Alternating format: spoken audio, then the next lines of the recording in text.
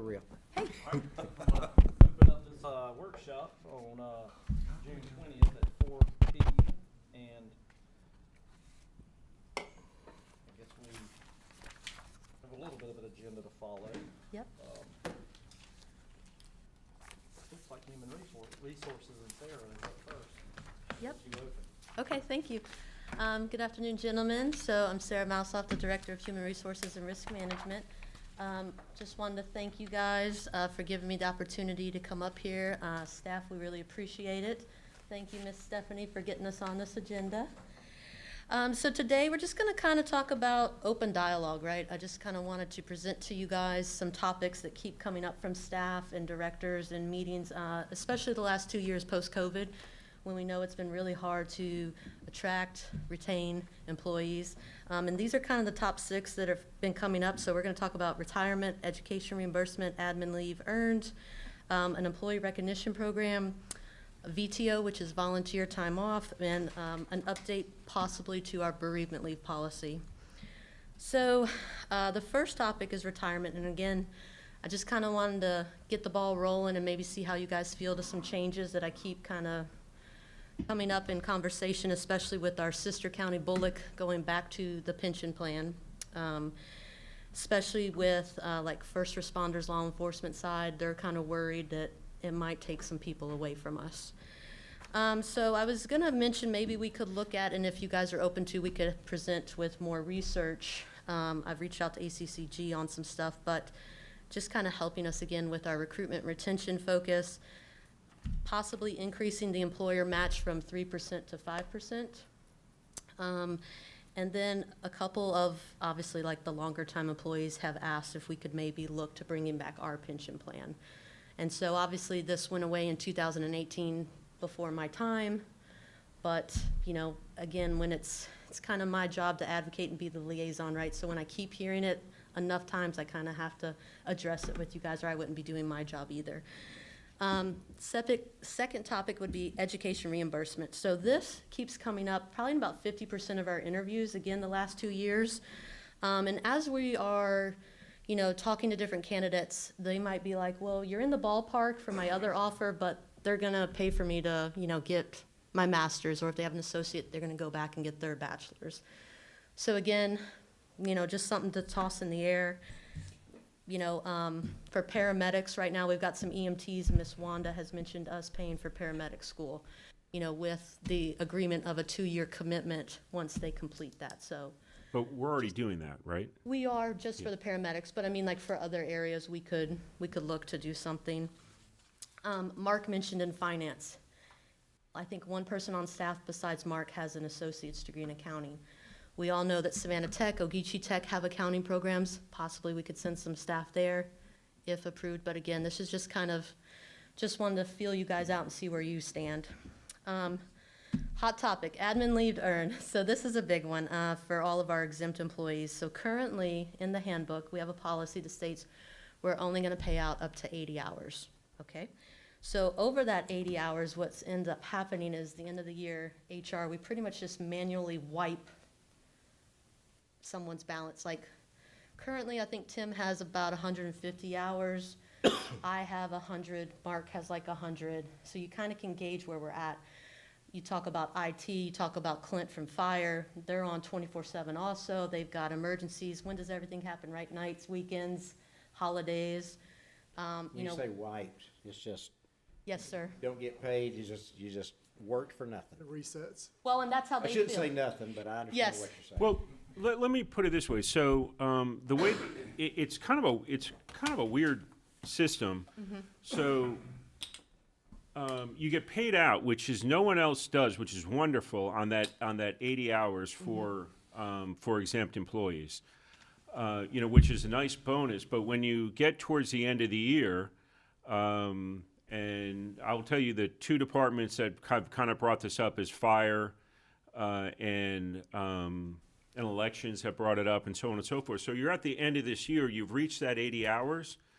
When you say reach, you've hit 80 and you're continuing to accrue You're continuing to hours. do. But if you say, I've got 80 hours of admin, you know, and I've had to work, you know, 10 extra hours last week. I want to use an admin hour. Let's say, put it this way: you have 90 hours of admin. I work, 10 extra hours last week. I want to take a day off and use my admin leave. So It instead doesn't- of using PTO. It doesn't subtract it from the 90. It subtracts it from the 80, right? So you're And- penalized, you're not able to, Right, so you're not able to collect on it. And so my thought is, that's in the policy? yeah, it's really weird.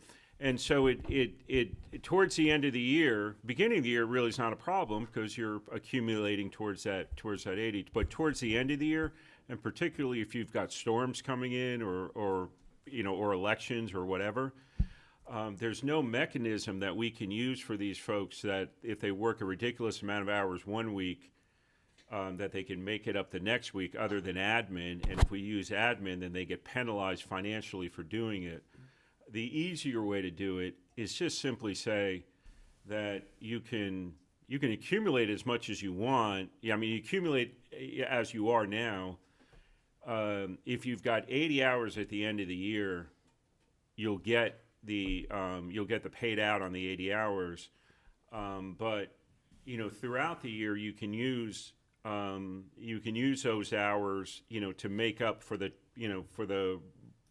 like if we go on like a retreat or something to that effect, and it's all weekend long, I can take a day off like when I get back, and it won't be penalized for it. So just, I think if you use that more as a bank, Yeah. like we treat it more like we treat Regular PTO. regular PTO, it would be fine. The only caveat I would add to it is I would limit how many days you could take take it back to back, because you don't want people using this in lieu of vacation time and then cashing out vacation time and so on and so forth when they should be taking it.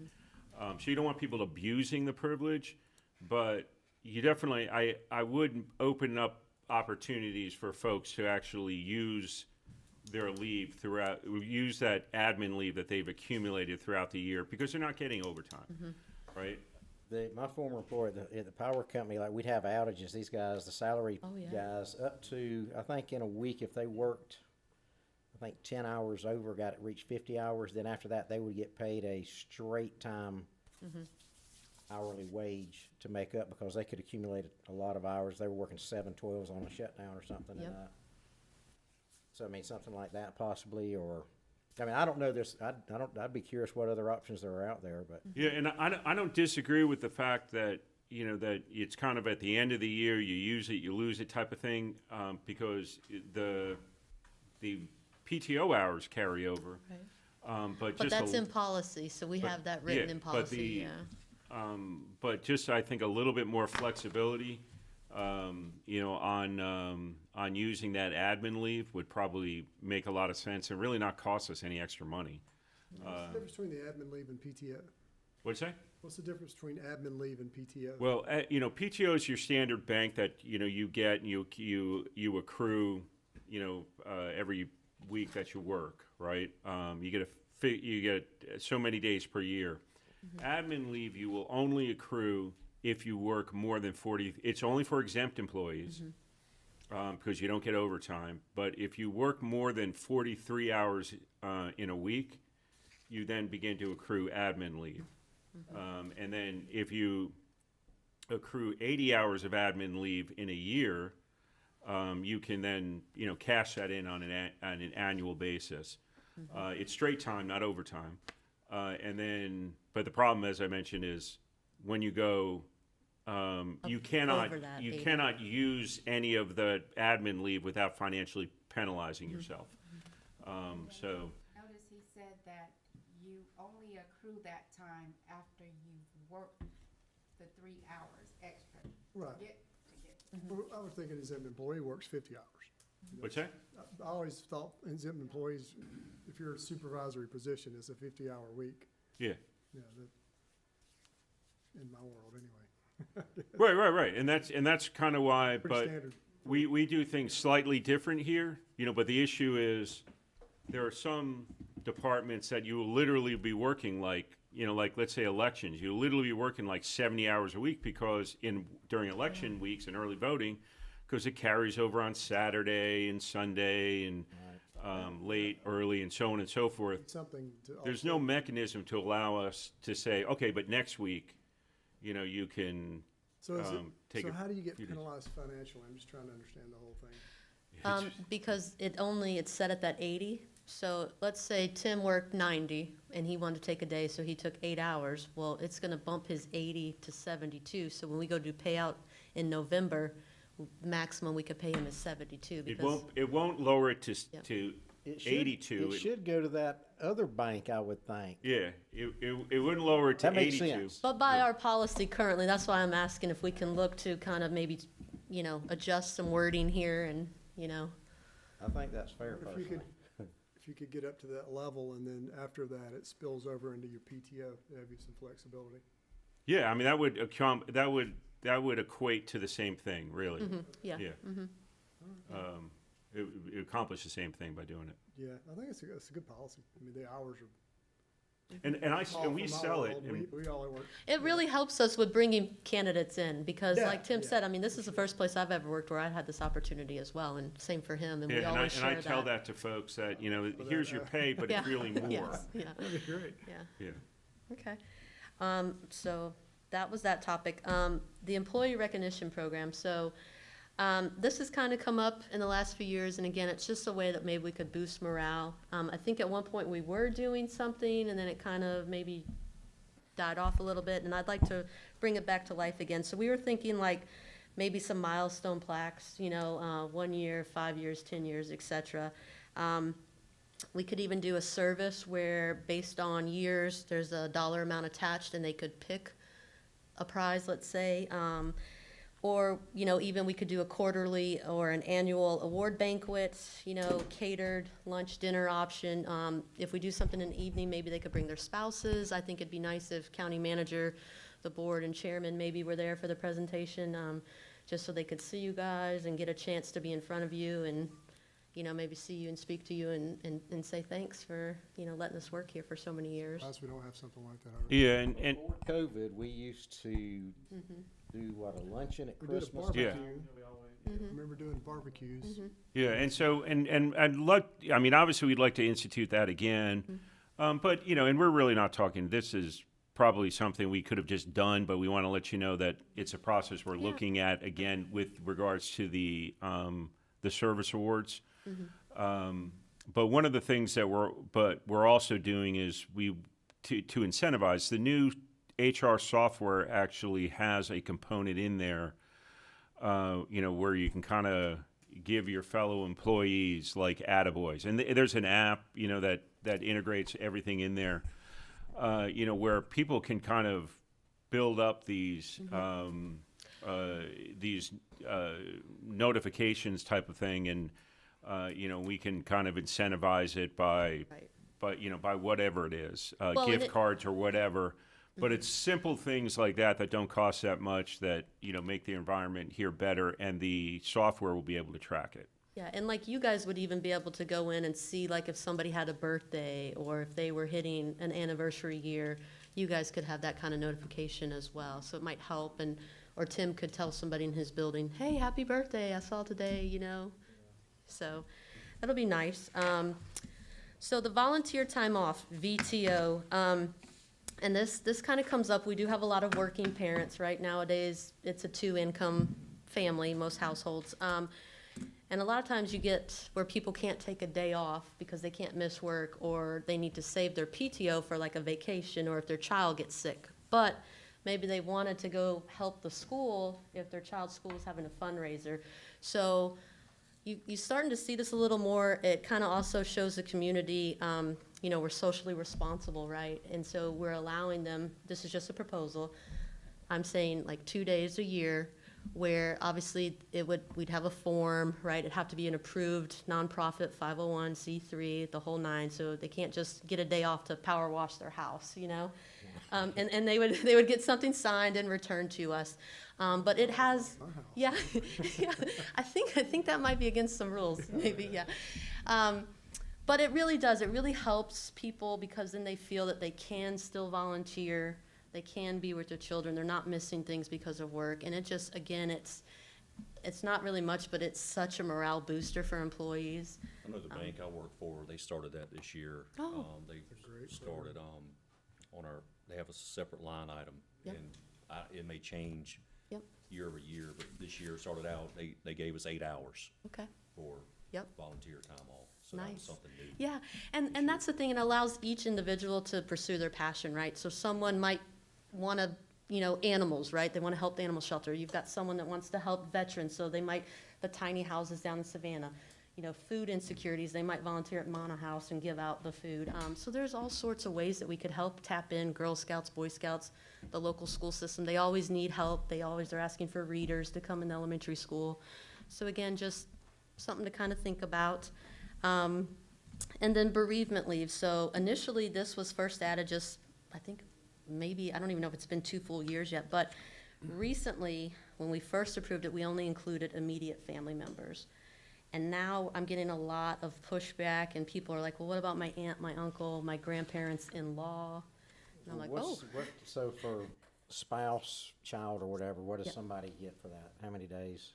3 days or 24 hours if they're shift workers. So they can split the, so they can go to a visitation, they can go to the service. We went through the same, Yeah. again, where Yep. then for uncles and aunts, and Yeah. they add it would give 1 day. Well, and that's the thing, So yes, so we can talk about differences, yep.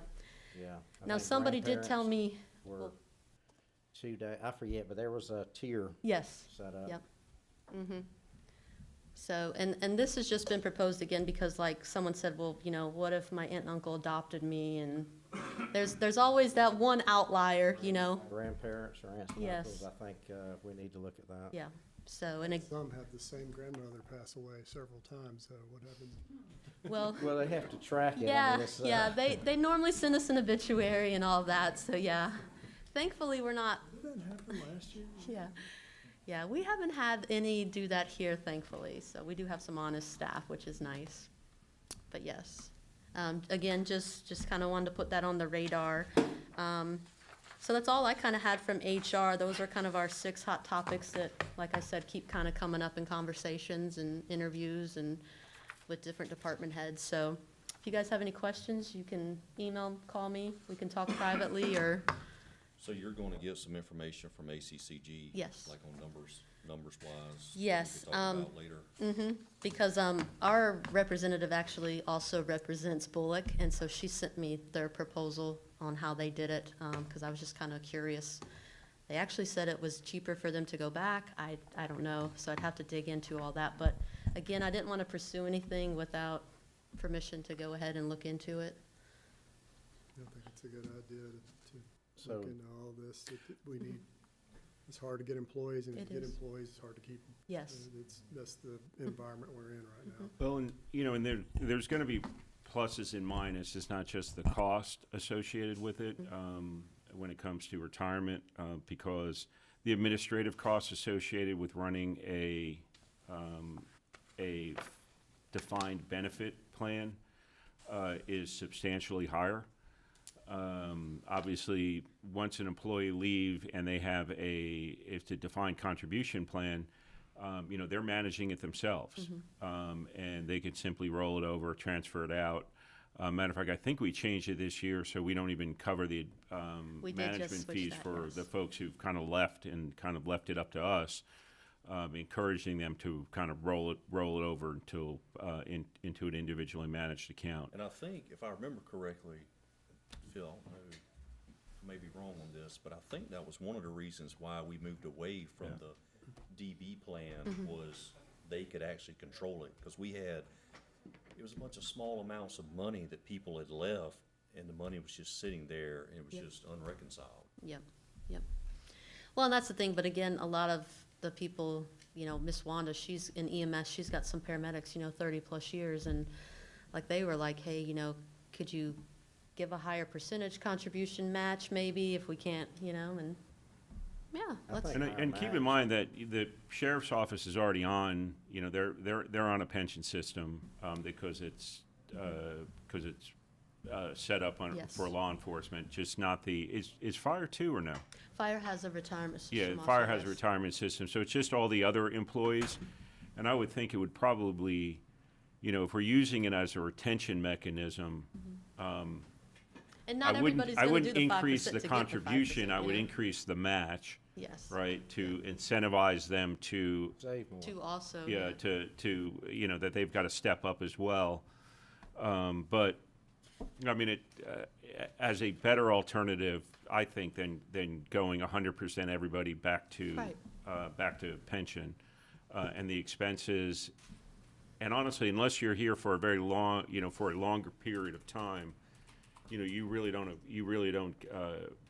or you're not able to achieve the benefits of the defined benefit versus the defined contribution. So it creates an interesting kind of dynamic, you know, where we need to look at the pros and cons of both Of both, yep. options. If it's really affecting us, you know, then we can, you know, we can look at what our options are. And I will also say with the volunteer paid time off, not everybody takes advantage of it, right? So we can say we'll set aside 2 days, or, you know, if we just did 8 hours, however we want to do it. At the end of the day, not all 400-plus employees are actually going to utilize it, and that's just reality, but something to think about, too, in case you're worried about the cost. Do y'all do an exit interview when they say, hey, here's my 2 weeks notice, like, hey, why are you leaving, what's Well, up? so the way we kind of do it is we send that to the department head. In HR, sometimes we get to speak to the individual, but not all the time. And sometimes some people they don't want to tell us exactly why, I you would know? think it should be HR, because some people, Yeah. it may be because they've got an issue with the department. I agree, but some of the electeds, we don't have, you know, they won't let us, so, yeah, yeah. Those type of things should be in HR. Yeah. Yep. Do we know of any other counties doing education reimbursement? Yes, so we just got back from our conference, GLGPA, which is all local to counties and cities here. They hosted in Savannah about 2 weeks ago, and a lot of them do that, but I could send out a survey to actually get exact numbers. But I mean, like City of Savannah, you know, they're doing it, but they're way bigger. I get that, but yeah.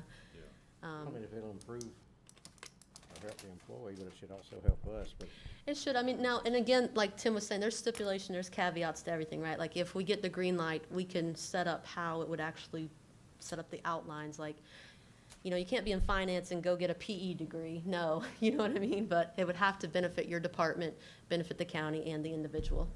And there would be a period afterwards. Commitment after, yes, Right, they'd have yes. Commitment. Or they would have to financially repay us, Yeah. yes. This is something you don't really think about, 2 years ago. But, now I just saw It some is. advertisement where, like, Spirit Airline is paying for your, basic Degree. aeronautical training if you commit to them afterwards. I mean, just some of the crazy stuff that you're seeing. We've got circumstances right now, as I mentioned, the situation with the EMTs to paramedics. That makes complete sense. Yes. There's a big, shortage on paramedics. But we have, folks who are looking at opportunities for, becoming an engineer. Well, if you're committed to the county, wonderful. Yeah. Right? It's and it's a reasonable expense. And it doesn't really interfere with your work. right, just have These to are be things that the after county hours, can or I guess benefit an on. online type program. Yes, yeah. But it is 4:25, I'm over my limit, so I'm gonna step away and let Development Services come up, so I'll be happy to answer questions later if you have any. Thanks. All right, moving on. How you doing? So Tim, you wanna start? Finish it up, or how do you want? Is this Flum? It is long. Okay. So I'll put it up on the screen. Can I have the thing? And this is the big one you can pass along, and And we'll send this to you in an email. Yeah. But you wanna come peek at it, or send it down? we discussed the future land use map. I think maybe not in our last retreat, but the one before that. And and we took some of your feedback and tried to integrate it into the plan itself. One of the things that wasn't there is we created our designated our designated kind of industrial areas. And I'm sorry to make you all get up. I'm trying to get this thing to come online. Okay.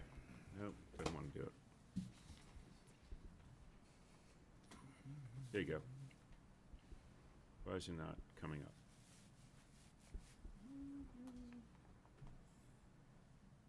There it is. So,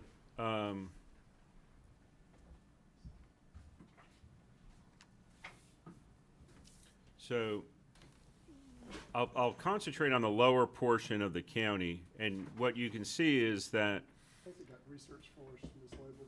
What's that? Isn't that research forest, shouldn't that be up here? Yeah, it should point there. Research. Is it? This is Georgia Pacific this is Georgia Pacific and, well, Grandview, I'm not sure what's. So Georgia Pacific, Georgia yeah, Power, I guess Grandview. Power. So Research Forest is Omnitrax. Yeah, I've heard it called Omnitrax many times now. And so one of the things that we did was we looked at properties around that that may have not been and actually they're supposed to be blue. I don't know why they're not. I think they blued out the wrong ones. But Roger, you had mentioned those properties. They're actually over here. Right. Yeah, they should. Oh, here they are. They're kind of in there. So I told them we need to come up with transitional, that they could have large parcels, non-subdivision properties that potentially could go for something like a B3, but not an industrial, that are close to an industrial area. That could be your kind of transition from residential to there. They're gonna change those. Yeah, so this area where my hand is should be blue. I think they mistakenly made these blue, which this is a subdivision. We don't want that there. People might be upset that. Yeah, exactly. Okay. But then we did that, kind of on surrounding properties on some of the other districts as well.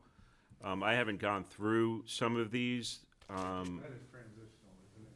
Wait, see what the It says blue is transitional. blue is, okay. Yeah. The light blue. Yeah, the light blue is. And so, like this area, no, I haven't gone through this yet because This is purely a draft. Chimney Road is the barrier, right? So nothing north of Chimney Road between here and where Grandview is, really, that kind of be the deciding factor. Some of these may be okay to be business properties, but certainly not industrial. And then the other thing that we did was we decided where do we want commercial corridors. And so what we looked at was a commercial corridor, obviously on 21 till you hit the Rincon line. And then continuing on what Springfield is doing from when you hit the northern city line in 21 to continue basically the overlay district that Springfield has created for a commercial corridor. The other one I know we've discussed before is creating some sort of commercial area on Hodgeville just by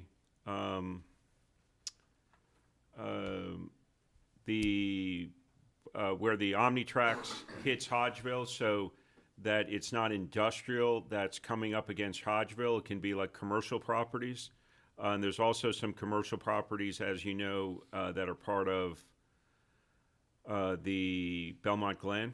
Mm-hmm. And then the third one was 80. And you've kind of got a mix and match as you go up 80. And our thought was to, get some consistency. And the benefit and the thought of having a commercial corridor is, really it limits the commercial approval of the property just to the road frontage that you choose, but it also creates some design standards that are specific to the commercial corridor, particularly setbacks, road frontage requirements, parking,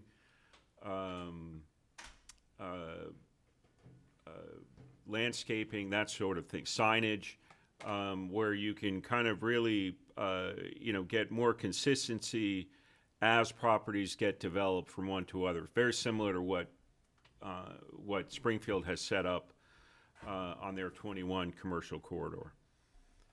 And then the last 2 points, but one I want to bring up is the concept of nodes.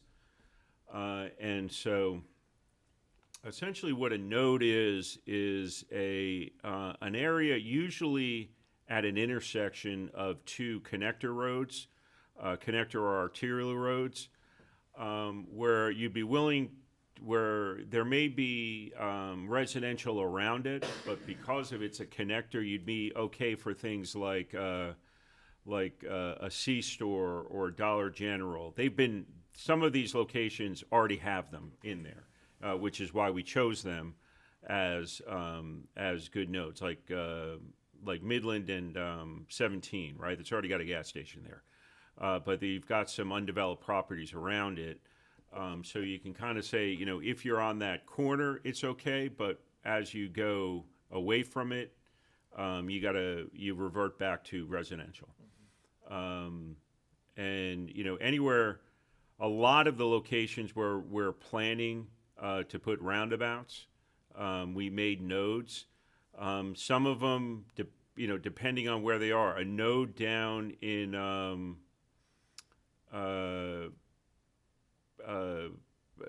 down off of 30 or Blue Jay, what's appropriate there is much different than a node up in Egypt, right? There's a little bit of flexibility there, but what we're notating is that there's a little bit of increased intensity for a node than there is on the immediately surrounding property. And then the last thing I wanted to bring up was, the biggest problem that we have with our existing zoning or the future land use map is that it's not a future land use map. It's simply effectively a snapshot of our current zoning, so that if anything that you rezone, for the most part, conflicts with the map itself. And so they should be based on uses, not on zoning, and that's what we did here. And so obviously you see the industrial and the commercial corridors, but we created what effectively is, and we tried to, and this could be tweaked, it almost is an urban growth boundary where we have two different areas in the county. One of them is predominantly agricultural, which is the northern area of the county, obviously with the exception of the nodes.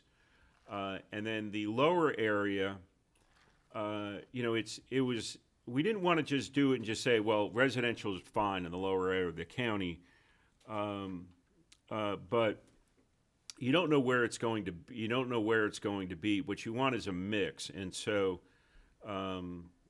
essentially what I've requested to call, it says rural residential, but it's different, is agricultural residential mix, only because that's essentially what it is, and that we can put in the zoning of the code so that you can have, higher density neighborhoods, and on a frontage road have programs in place, particularly one that they just passed last year in the State House, that preserves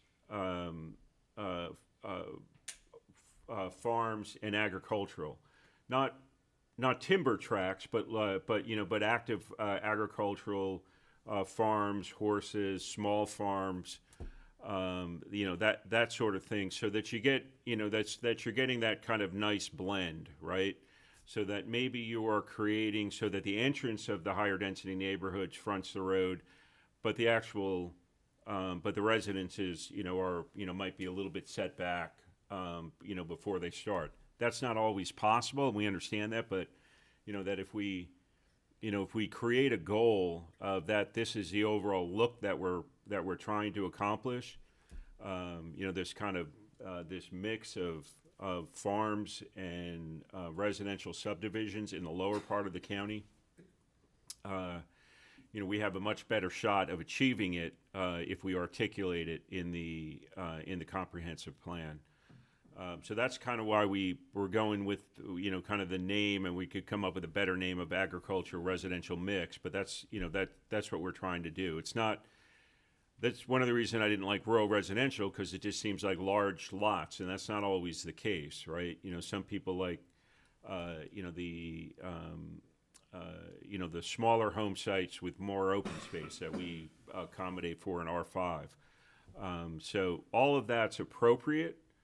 But we do want to try and make deliberate steps to seeing if we can protect some of these farm areas, particularly the ones that are on the frontage roads, so that you get a nice aesthetic there.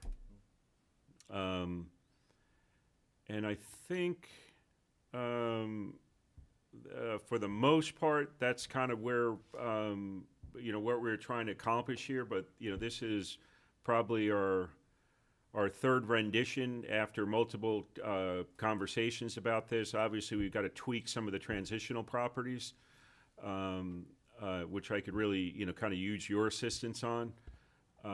But this is what we have so far.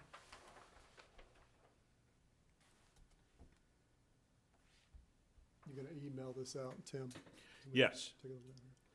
When's our time frame as far as getting this perfected and Well, that's one of the things that we're working on. Our first thing up is getting, and we've kind of talked about this last week, and we want to get this future land use map approved, at the very least, as a policy document for the county.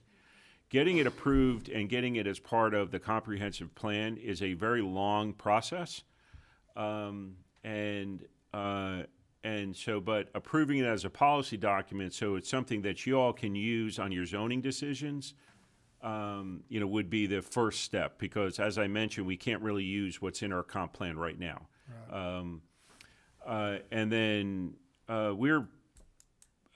think we're pretty close to most of the zoning code stuff. I know we've gone through about, about 5 hours of meetings last week and 3 hours a week before, just kind of, I think we burned through the subdivision regs, we burned through the zoning districts. Now I think it's really the, just the code with regards to noise and all of that we kind of, the remaining that we have to go through before we have a product that we can actually send to you. But our thought is, as I mentioned, it took us 8 hours to go through just those sections of it. This is probably something that the next time, if we have a summer retreat, we spend half a day on, where we just go through the whole code and we figure out what the big differences are, and try and highlight them for you. But it is. There are some kind of wholesale changes on how we look at subdivision regulations, zoning districts, and so on and so forth. Did you say the revert red is? That's a good question. So that's gonna be, those were properties in question that we did not know what to do with, whether they're transitional or not. So we were gonna meet with Tim and decide those red ones. And obviously some of the blue ones we took a chance on as well. All right.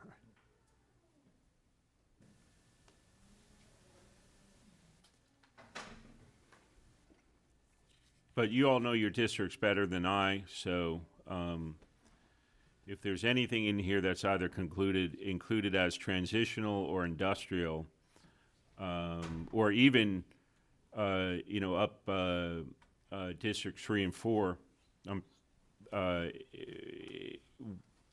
you think certain properties should be on either side of that line, just let me know. We can, obviously, this is here to be tweaked. Wouldn't be bad to have that transitional kind of represent commercial or residential. Yeah, because it's residential now for the most part. Right, so it Right. it could possibly go that way if somebody wanted to, because we definitely need some commercial stuff Right. in the county and give. And I really don't think it could be industrial anyway, because some of these properties are so small, when you integrate Exactly. It'd be big buffers enough to in do there, anything. they're useless. So if it was something lighter, like a B1 to 3, it might be like I said, it might be a nice transition, obviously, from your residential areas to the industrial districts. So, in addition to the map, those character areas that Tim described, they'll be in text as well, that's in the zoning ordinance. So The we're- nodes? Yeah, we're gonna be working on those too. Yeah, everything will have a definition. That's one of the things that we can get out to you probably next, is that, there'll be a definition for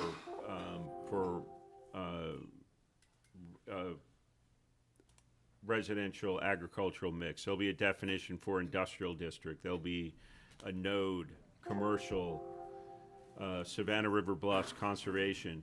And a lot of these we took a guess on, that these are areas that, you want to preserve,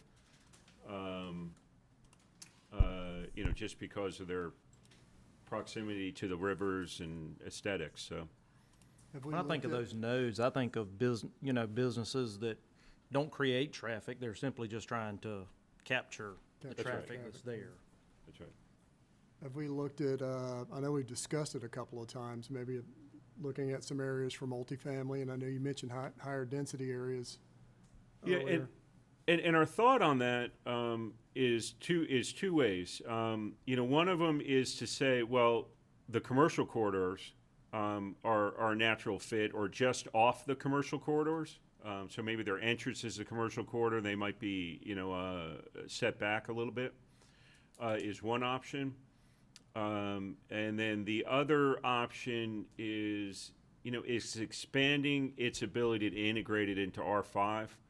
It's one of the things we talked about, which was saying maybe allowing R5 zoning to with conditional approval, to have up to 20% of the units in there be multifamily or townhouse. When you have that mix of high density.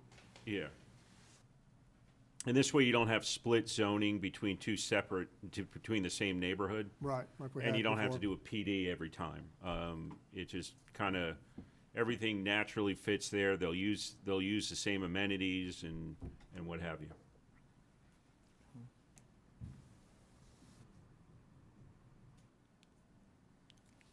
We good? Ready to move on? Yeah. We got, What else we got, Andy? that time, we have, You went through, the zoning work's about ready, comp plans, we're working on that. But Yeah, so that's- You'll get this first, Yeah, so our goal is to get this first and get it approved as a policy document. So our next step is to get you the definitions of it, get your feedback on this, tweak, add and remove properties. and it's a then- living document too, right? We Yeah. can amend it. That's right. Yeah. Once it goes into the comp plan, it's very difficult to amend. That's And right. so, by keeping it for a short period of time as a policy document, it allows us to actually perfect it before it goes through the public meeting sections required by the comp plan.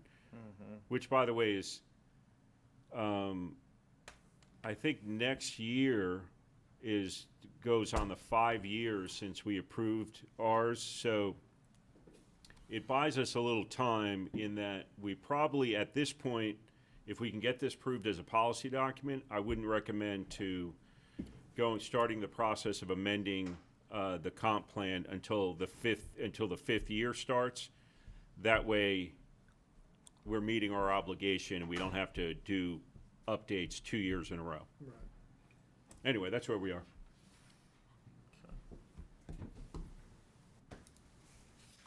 And we'll shoot this out to you in an email, and we'll sit down with either any of you who want to go through any of this and just kind of, in a little bit more detail, to add and remove properties from areas. Okay, very good. On to number 2, buffers. So sort of somewhat on the back of the future land use map, comp plan, I know these are things that we could spend a lot of time talking about, and we don't have a lot of time. Could I get the thing back, please? But just to sort of open the dialogue, thank you, and get you thinking, to clarify buffers. For example, it has been brought up before, possibly increasing R3 buffers because they are so much higher intensity than normal residential development. Between specific uses. Can I get the attachment thing too? Attachment, thank you. Where, when you're looking at the future land use map and you're identifying and sort of refining, the entry corridor's been a topic of conversation. Scenic routes, should that impact buffers? Really just trying to get as much input to make anything that goes forward or is changed as impactful and beneficial as possible. Those are just a few examples. Right now with right-of-way, when there's access, there's the 10-foot landscape strip. If it's not access, then it's the normal buffer. Are those things that you'd like to see changed? Does it depend on the zoning districts? As far as berms, which have been a hot topic lately, really sort of, do we want to include, when we're describing a berm, scale slope, do we want to include drainage into that calculation and into that measurement? Do we want to look at fences versus planted? I did not, unfortunately, we didn't get a chance to get you exhibits for industrial, but if you sort of frame your mind going down Old Augusta Road, turning off of 21, you have the first warehouse just, kind of looming right out front, and they do have a few little trees on the outside, but mostly it's warehouse. If you go a little farther down, we have several projects where just natural wetlands have created a very large buffer, and you really would never know that there was a warehouse there driving past. Residential wise, not all berms are the same. Here we have Winfields from, I believe this is from the inside of the subdivision, and from the outside by the power lines, which is pretty minimal. Looks like it may have been taller at some point. And then we have Ramsey Landing, which has a nice, strong, planted berm. Courthouse, this is my personal favorite berm, over by the landfill and the pecan farm, did we decide? Pecan farm. Big camp. We have a very nice planted buffer that sort of, you would have no idea what was back there. Blandford Crossing is an example of a planted buffer, but no berm to speak of. There is a lot of visual screening. What kind of plant is that? Do you know? Elaeagnus? I hear about that a lot. It's a great buffering plant. For commercial properties, this looks to be kind of a hay berm, but where it is more planted, more vegetative, and even with just the hay, it is covering up and screening a lot of activity, versus our RV storage on 21 in Rolfe Ron. Ron Station, I'm so sorry. Over by the Loves.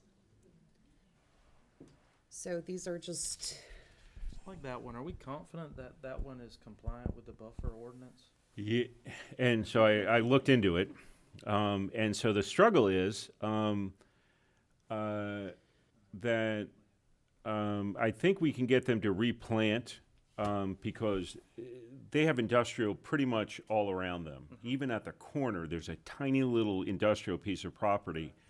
So it allows them, even though they're industrial, to have de minimis 25-foot buffers, right? However, which they do, but the problem is when they put the fence in, they disturbed it. And so I think we go back to them and tell them that. Fence within the buffer? or What? Is the fence within the buffer? Not it's- singling out one. I mean, this is just I one think of it's- several that I've noticed around the community. I'd have to look to see where, because obviously it's on a GDOT right away, and that's a little wider than everything else. So if it is, it's barely within the buffer. But I think they could, I think they have to plant in front of the fence now. I thought so too. Yeah. And there should be, if nothing else, at least 2 feet from the fence of planting to soften the appearance of the fence. Which picture are you talking about? The Ron Station in 20. So he's supposed to put a vegetative buffer around that? There should be at least 2 feet of planting outwards from the fence to soften the appearance of the fence or any structure. But even though he's got a de minimis buffer because it's going from industrial for where he's zoned and industrial to what is across the street, which is Georgia Transformer, that was cleared all the way to the property line.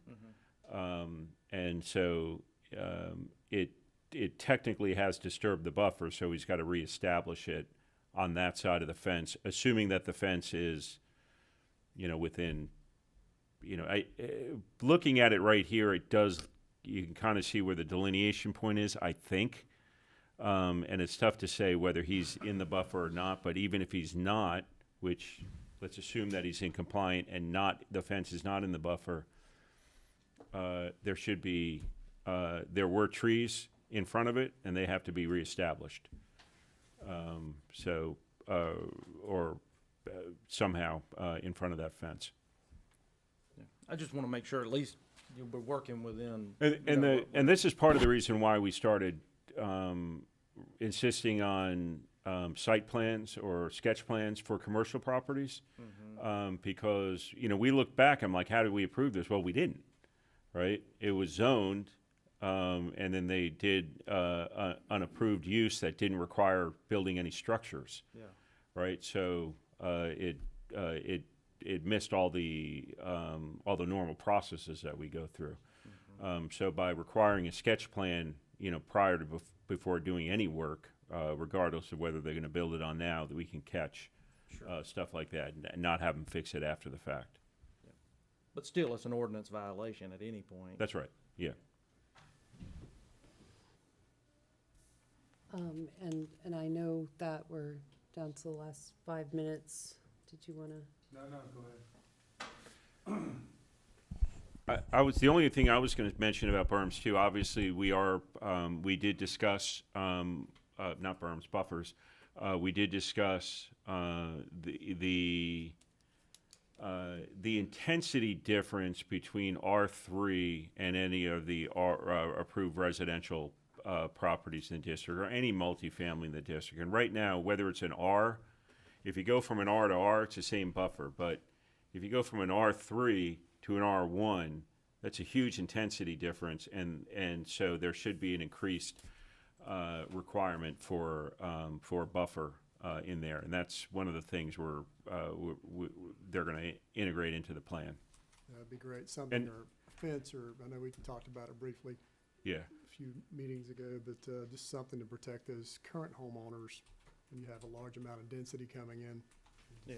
And then what we're finally going to correct the buffer chart or table, because right now it's this crazy mixture of uses and zoning, and there's still going to be problems, but it makes it easier if we're consistent on what we're doing. And so uses can change over time, and so therefore we're going to make it, the buffers are determined by zoning between the different zonings of the two projects.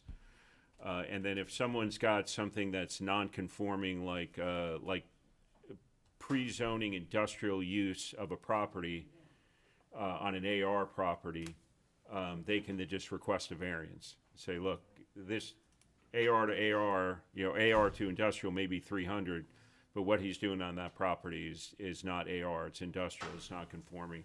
Then that's where the variance process comes in. We did some research on the 300 yards. If you want to talk about that, we can. If you want to wait, we can do that. Yeah, well, we're gonna, we'll get back to that for another time. That's the, and I know I wanted to get Jimmy in here as well. I have not had a chance to sit down with him and talk about that, but we went through some options that are available for that 300 yards for discharging a weapon between the discharge point and a residence. Good. Anything else? All right, that, we'll adjourn the workshop, and how long do y'all, what time is it? Got a couple of minutes? Y'all need a couple of minutes? Yeah, Okay. take a couple minutes. All right, we'll adjourn the workshop and